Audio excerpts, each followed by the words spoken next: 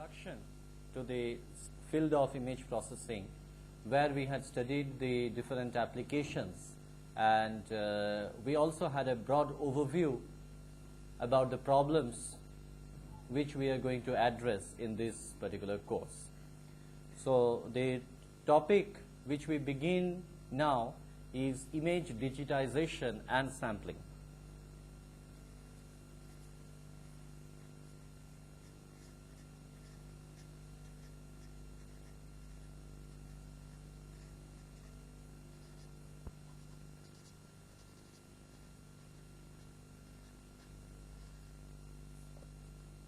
Now, let us first see that why at all we need a digitization and a sampling.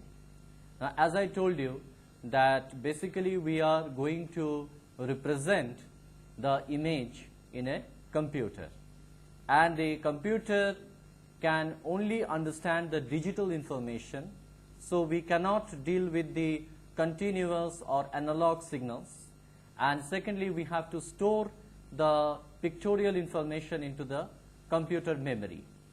So we have to digitize both spatially as well as in the intensity.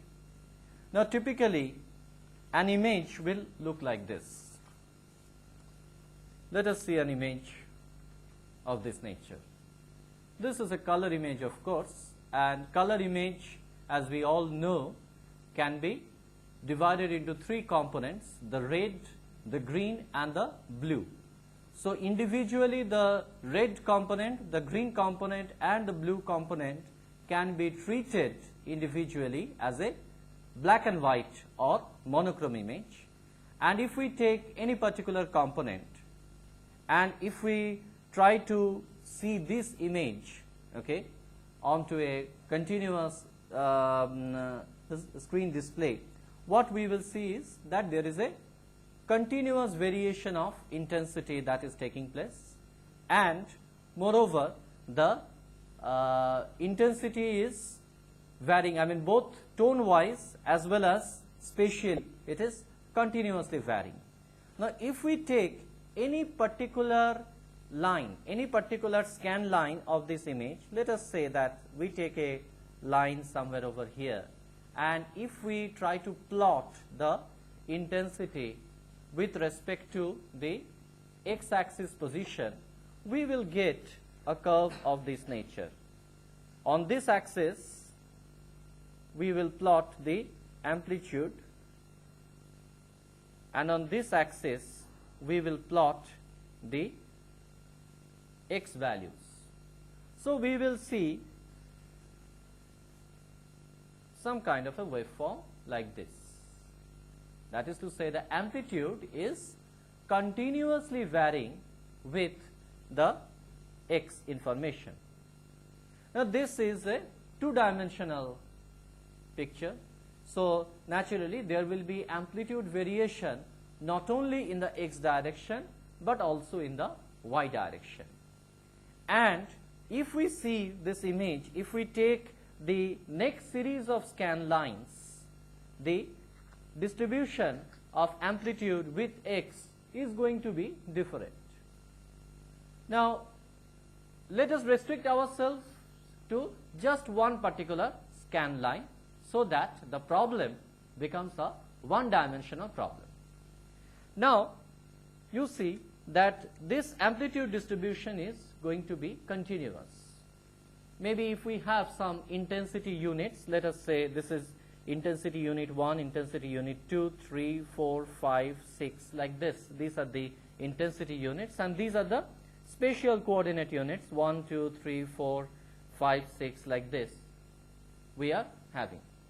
Now in between also we are having all the real values of amplitude, real values of x.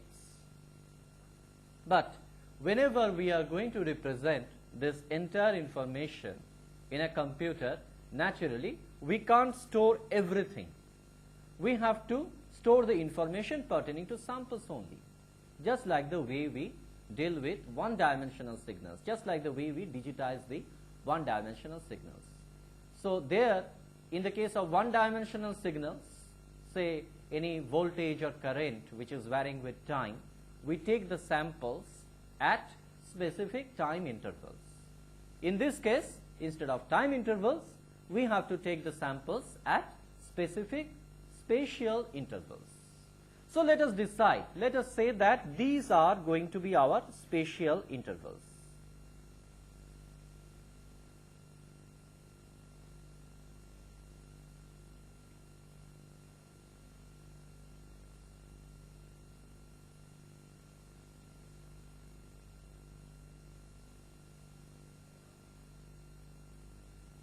Where we are going to take the samples. So we have an amplitude value over here. Okay. We have, for this sample the amplitude is this. For the second sample the amplitude is here. The third sample here. So like this I am marking all the different samples which I have taken.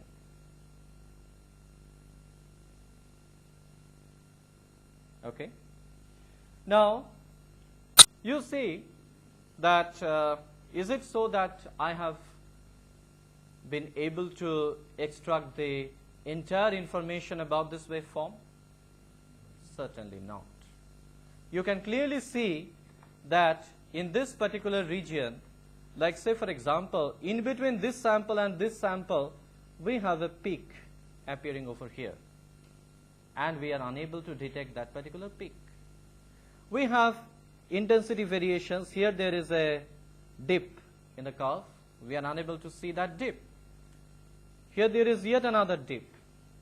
We are unable to capture that. So like this everywhere you find that we are losing some amount of information. Okay. So if we want to reconstruct, I mean from these set of samples, if I want to reconstruct the original waveform, it is not possible for me to do so. The same problem you must have seen in the time domain one-dimensional signals also. So there, what did we do to ensure that we can reconstruct the signal from its samples? Correct. That means to say that we have to take the samples at least twice the maximum bandwidth content of the signal. If the bandwidth of the signal is B, okay, we have to take the samples at least at the frequency of 2B. If we do more than that, it's good. But if we do less than that, then reconstruction, a faithful reconstruction, is certainly not possible. So this is what we have to keep in mind, and the same thing holds good for the spatial domain signals too. So naturally in this problem, okay, what we have to do is, since the intensity variations are going to be, in this case much more rapid than the spatial sampling interval which I have chosen, okay, the only thing which I have to do is to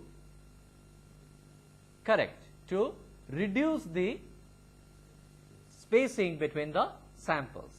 So possibly now if I take the samples like this,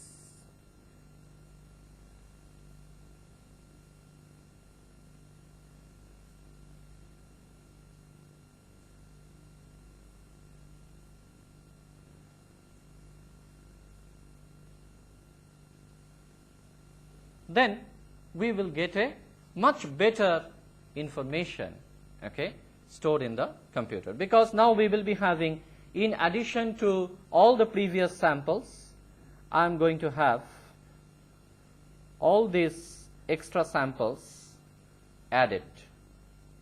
All these extra samples will also get stored into the computer. So naturally this sampling interval is really important. Like in the case of one-dimensional signal, we were saying that we are going to digitize at the rate of twice the maximum bandwidth, okay, that bandwidth was, mind you, with respect to time. And in this case, instead of time, it is going to be resolution, the spatial frequency which we are talking of. If B happens to be the maximum spatial frequency component, then we must sample at 2B. That's the same thing which we have to do. So the sampling frequency in the spatial domain is very, very important. Now there is yet another aspect which we have to look into it. We are taking the samples of all these signals, and you just see that at this sample the amplitude is, let us say, exactly 3 units. For the next sample, the sample is, this is exactly at 4 units. The next sample is at 5 amplitude unit. The next sample is in between 4 and 5. Okay. So possibly this has got a value of, say, 4.6. This one is in between 1, 2, 3, 4. So this one is possibly having a value of 3.1, like this. These are the intensity values. Now we are storing this intensity information again in the computer, and the accuracy with which we represent this intensity is again up to us. Somebody can say that no, 4.6, 5.1, 3.3, you are using only one place of decimal. That is not enough for us. Okay, I will represent the intensity, okay, at least up to 3 places of decimal. Let us say I say that my intensity is varying between 0 and 5 units, okay, and I'm going to choose a resolution of 0.001 units of intensity. If I say that, then how many different intensity levels are you going to accommodate? I have the total range of 0 to 5. 5,000. 5,000 different intensity levels I have to choose. And that means to say that whenever I am storing individual samples in the computer, for every information, for every sample, I have to represent that in 5,000 level of intensity, 1 out of the 5,000 permissible levels of intensity. But that obviously increases the computer storage space.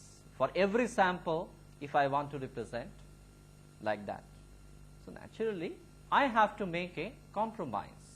If I say that, okay, instead of 0.001 units of intensity, I don't want to make it all that accurate.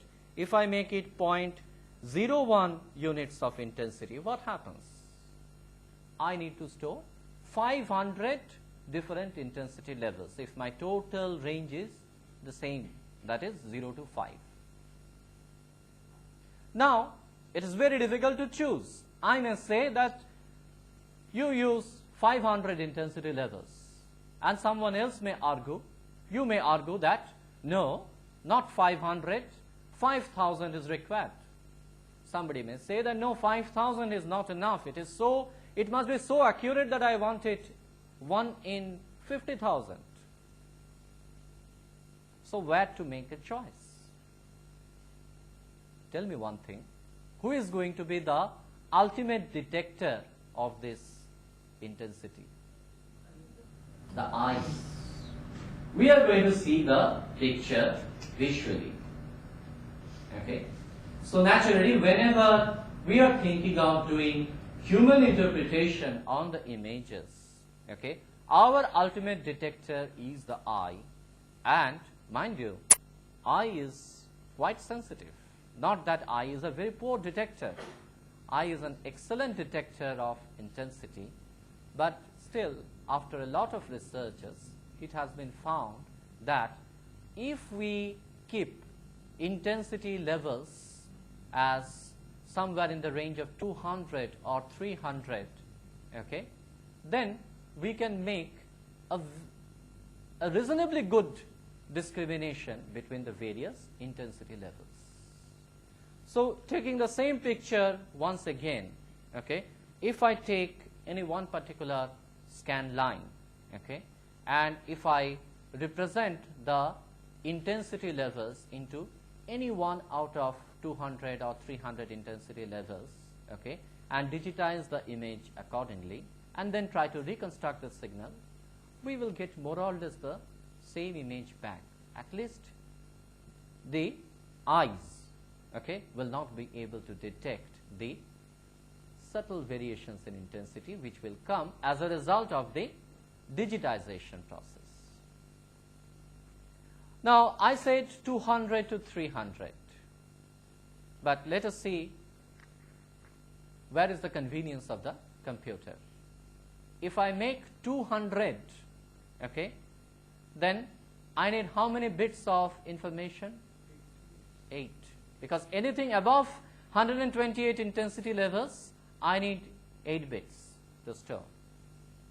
Then again 300 I need 9, but it is generally found that 9 bits of information is not required. And not only that, there is yet another convenience. The computer's storage unit is byte, which is 8 bits. Okay.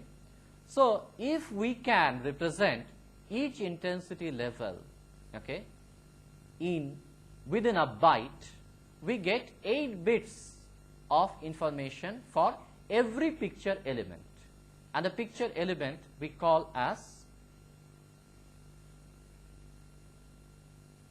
pixel.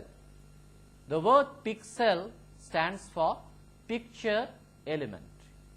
Some books and some journals describe this pixel as pel, P-E-L, pale. Okay. So, you will find both these terminologies, pixel as well as pale, both these terminologies you will find in the literatures. So, now every pixel we would like to represent in 1 byte of computer storage.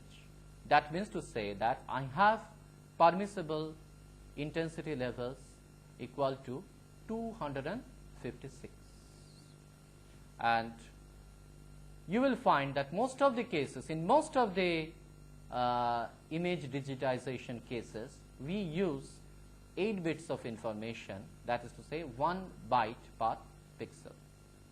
Although it is not a hard and fast rule, in some applications where there is not much of tonal variations, okay, present in the image, you may be able to live with lesser number of bits for every pixel.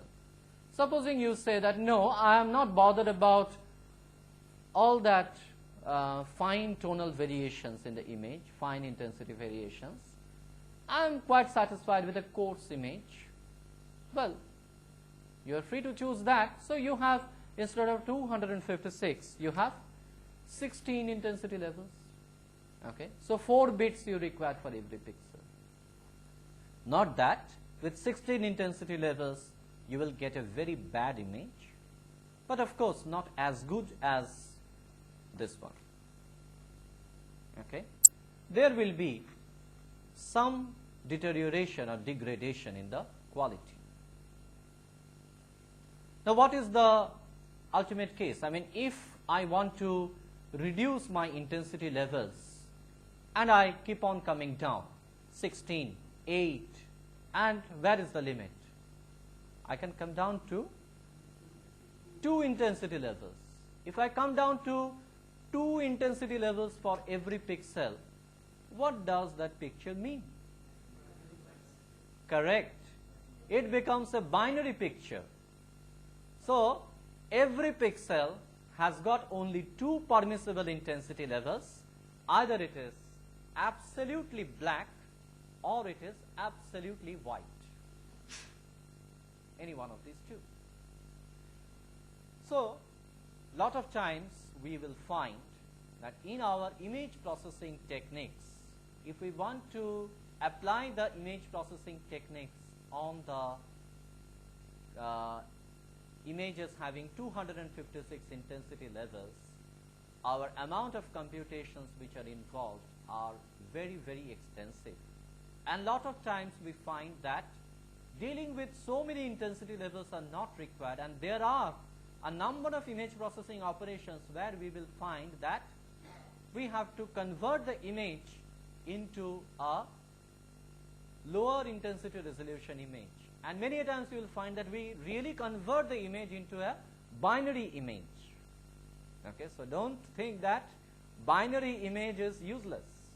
We will use binary images in many of our image processing techniques and applications. Fine. So you see that we are dealing with two different aspects. First is the spatial sampling, and the second is the quantization of amplitude levels. So by quantization, I mean to say something like this.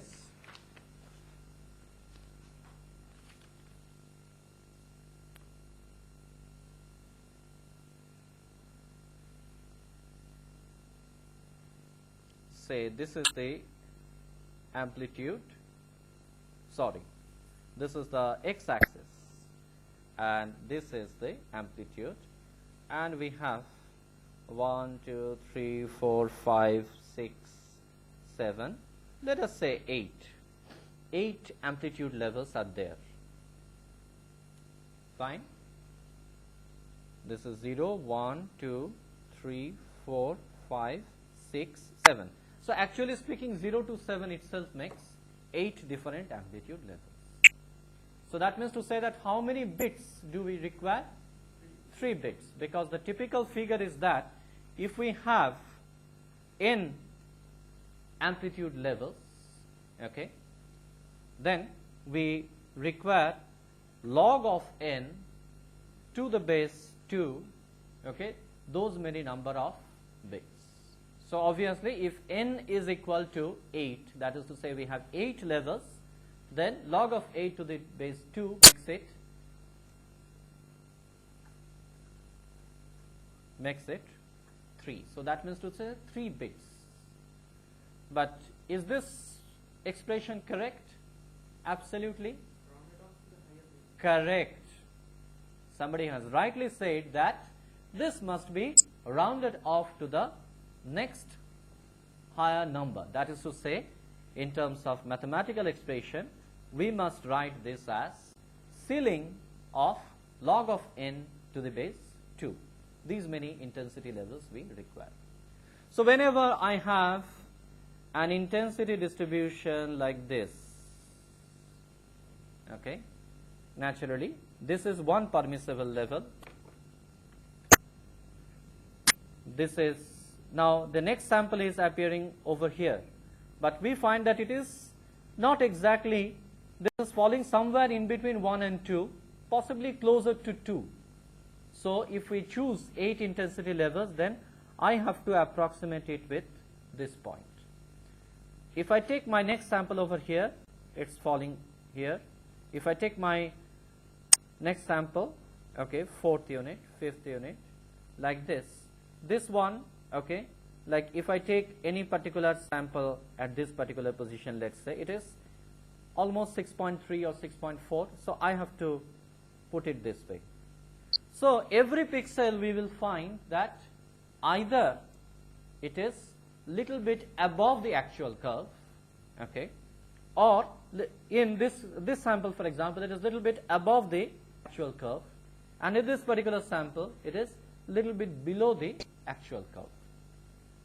So that means to say that whenever we are putting the intensities into some discrete levels, because I am not permitting intensity level anywhere over here in between 3 and 4. I am only permitting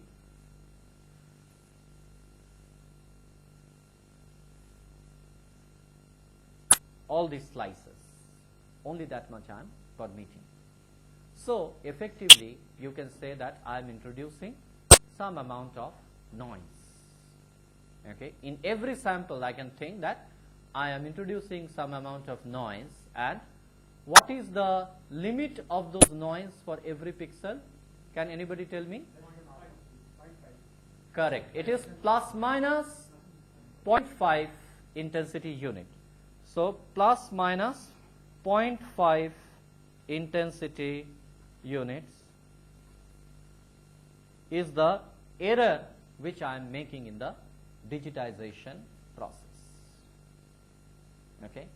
If I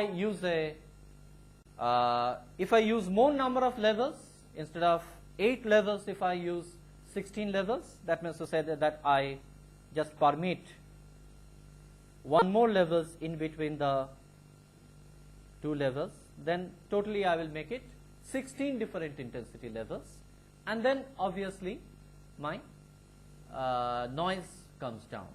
Okay. If I make it more, obviously I am improving the image. The noise is becoming lesser and lesser. That is to say the quantization noise. But again, where is the limit? Because if for a really good quality image I am going in for say 65,536 intensity levels, if I say that I want that much of resolution, that much of intensity resolution, I need 16 bits for every pixel. Instead of 1 byte, I need 2 bytes. And just think the amount of computer memory which it will take to store that. So obviously, always there is a compromise, that how many intensity levels you require for your eyes, how many intensity levels you with which you can efficiently represent and store it into the computer, and that is how we have arrived at this figure of 256 generally. Fine. Now let us come to the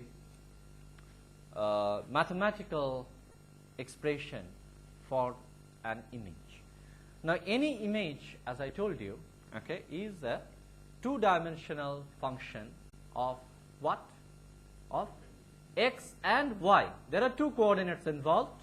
So any intensity I can represent as a function of x and y. So if x of y is going to represent an image for us, where what is going to be the limit of x? X is going to vary from 0, 1, 2, etc., etc., up to n minus 1. What is capital N? Okay, we will come back to this point. Y also, let us say, varies from 0, 1, 2, etc., etc., and just to make it little bit different from this capital N, instead of n, I am using m minus 1. So that means to say what? We have totally n number of pixels in the x direction. So n is going to be the number of pixels in x direction, and m is going to be the number of pixels in y direction. Now, in general, this n is not equal to m. So, in general, n is not equal to m. But obviously, for specific cases, n could be equal to m. If n and m are equal, what does it result? It results in a square image. So that means to say that we have as many number of pixels in the x direction as we have in the y direction. So let us take this general case that we have n number of pixels in x direction and m number of pixels in the y direction. So the this f(x) of y we can now represent in the form of a two-dimensional matrix like this. F of xy we can write as f of 0, 0, f of 1, 0, etc., etc., up to what will be the last element? F of n minus 1, 0. Then in the second row, I will write it as f of 0, 1, f 1, 1. This element will be f of n minus 1 comma 1. Like this we go on, and what is going to be the element out here?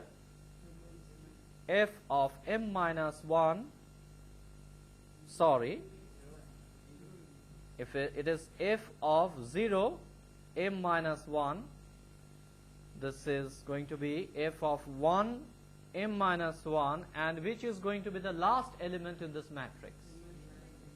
F of n minus 1 comma m minus 1, this is going to be the last element. So this is what our matrix is, and totally it's a matrix of size, correct. We have m number of rows over here, and we have n number of columns. So we will say that this is an m by n matrix. And what shall I call this individual elements of this matrix? Say any element.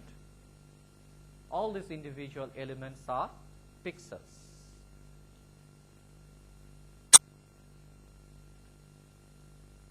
So like this I have totally m by n number of pixels. Now let us see some typical figures.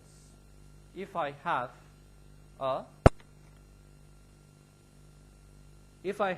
n equal to 256, m equal to 256, and I have 8 bits of intensity for each pixel, then how many number of bits do we require? So what is my total storage requirements?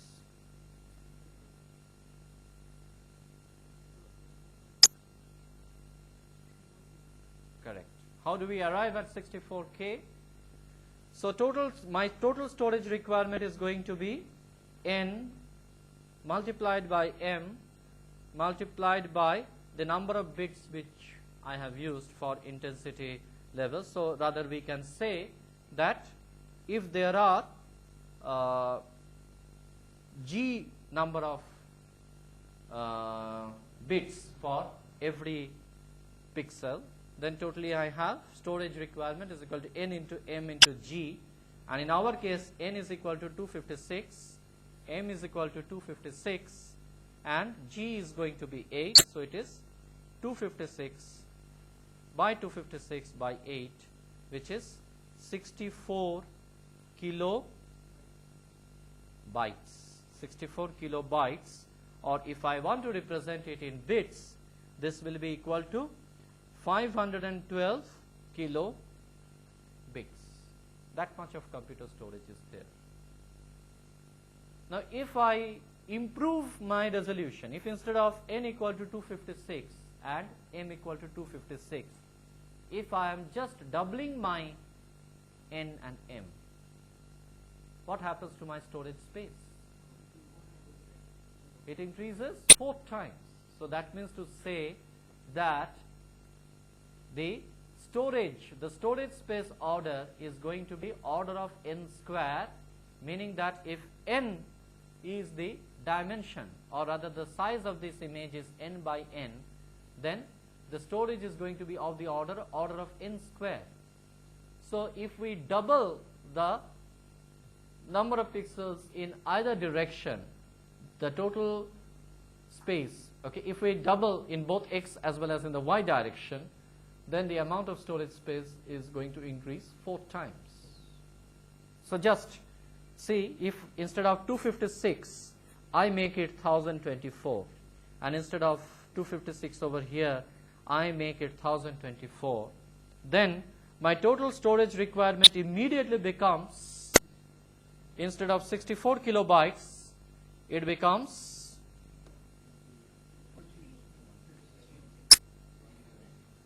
64 into 16, because I have increased 256 by 4. This m 256 by 4. So 4 by 4 I have increased the total storage space 16 times. So, it is now going to be 64 kilobytes into 16, and this is going to be 1 megabytes. That much of storage space I require. And you will see that in the case of satellite imageries, the image size is generally as high as 1K by 1K, sometimes 2K by 2K of that order. So, that is the amount of storage space which we require to store such big satellite images. Agreed? So, now let us once again see our mathematical expression. Firstly, that we were saying that f of xy is going to be our intensity function, correct? Now, what is going to be the limits of this intensity? Because after all, what is this intensity? This is the energy which we are perceiving, the light energy which we are going to perceive. And what are going to be its upper and the lower bounds?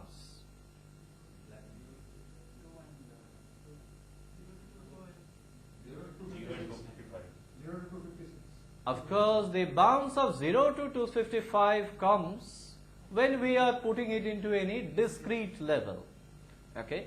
Supposing I remove that restriction, forget about digitization. Just tell me that it's the optical energy which I am perceiving. Peak black and white. Peak black and white. Peak black and peak white, okay.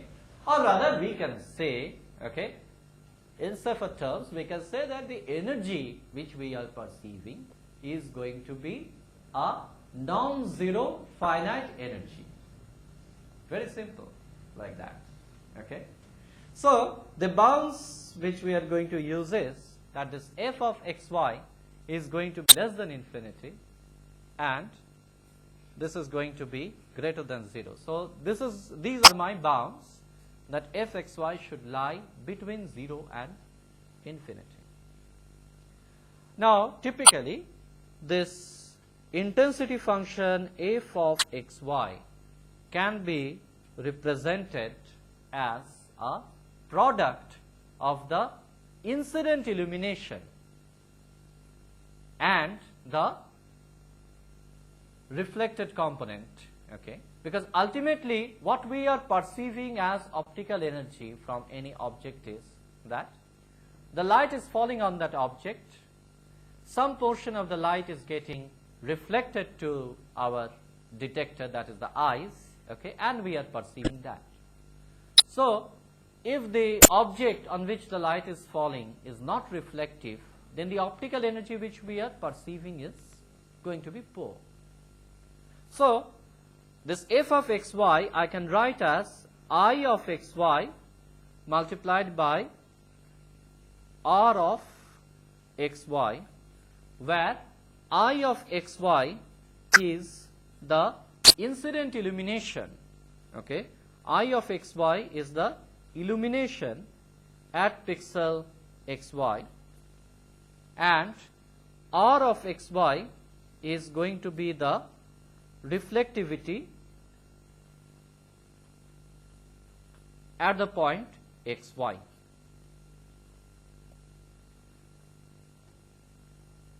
What are going to be the limits of I and R? What are the upper and lower limits of I xy? 0, less than 0, greater than 0 and Same thing. infinity. I of xy is going to lie between 0 and infinity. Can you tell me what is going to be the limits of R xy? 0 and 1. If it is absolutely reflective, it's going to be equal to 1. So that means to say that whatever incident illumination is there, we are detecting everything out of it. And if the body is not reflecting anything, if it is completely absorbing, then R of xy is going to be 0. So because I of xy is going to have this bounds of 0 and infinity, despite R of xy being within the limits of 0 and 1, our ultimate f of xy which we are perceiving is going to be in the range of 0 to infinity. And after all, in the digitization process, what we are doing is that since this level of 0 to infinity we can't accommodate in computer memory, we are going in for digitization. Okay. And there what we are doing is we are putting the intensity levels into one of the permissible discrete levels. Okay. So that's how we have the 0 to 255 intensity levels. Any questions? This Sir, stage? as the human eyes they see the picture, Yes. one factor is the how many levels of intensity we are taking when we are going into the digital pictures. And is there any relation between the size of pixel, I mean the area of the pixel which we are considering, and the way we get it, human eye sees it? Oh, okay. The question is that is there any relationship between the actual units, actual spatial units and the human eye, okay, which is detecting that, okay, is there any relationship between the two? That is the question, right? Now, again, it depends that from what position are we seeing that picture, okay, or what is the lens arrangement. Now, if we have a very powerful lens, then maybe that with a spatial resolution of 0.1 millimeter or 0.01 millimeter, we need that much of resolution, okay, to detect that image. Okay, that means to say that we have to use a microscope, okay, to magnify, or any magnifying lens we require to see that image, okay, to properly analyze that image, those individual spatial resolution. But instead of,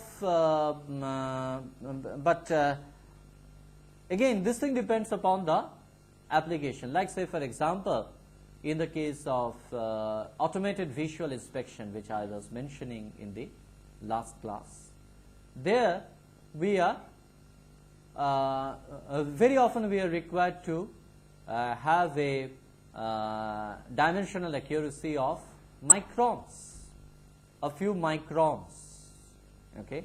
So there we have to see the image, okay, with proper magnification so that each pixel corresponds to a few microns. Whereas for normal images, like an image of this nature, okay, I need not go into the micron level of accuracy. This image may be of size, let us say 12 centimeters by 6 centimeters, something of that kind, okay. And if I use a pixel space of, let's say, 200 pixels by 100 pixel, okay, then you can calculate that what is going to be my ultimate spatial resolution. So with that we may find it to be satisfactory, but there is obviously no hard and fast rule that we have to go in for this accuracy only. It depends upon what quality of image are you looking for. If you are looking for a really high quality image, what you have to do is you have to take more number of samples. So instead of 200 by 100, okay, you use 500 by 250 or 1000 by 500. But again, that increases your storage space. So there is going to be a compromise on that. Okay. Any other questions?